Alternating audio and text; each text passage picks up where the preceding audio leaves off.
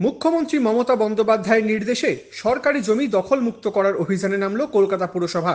কলকাতা পুরসভার নিকাশি বিভাগের তরফে খালগুলি কতটা অধিগ্রহণ হয়েছে তা খতিয়ে দেখতে রওনা হলেন আধিকারিকরা। ড্রোন উড়িয়ে দেখা হবে খালগুলি কতটা অধিগৃহীত হয়েছে। সেই জন্য যাত্রার আগে এদিন পুরসভার মধ্যেই একবার ড্রোন উড়িয়ে দেখে নেন টেকনিশিয়ানরা। কলকাতা পুরসভা সূত্রে খবর, ঘুষিঘাটা লেক গেট থেকে শুরু হবে এই পর্যবেক্ষণ। 3 দিন ধরে চলবে এই অভিযান। নিকাশি বিভাগের আরেক আধিকারিকের বক্তব্য অনুযায়ী সোমবার মেয়র পরিষদ নিকাশি তারক সিং যাদবপুর সহ বেশ কয়েকটি এলাকার খাল নিজে পরিদর্শন করে দেখবেন।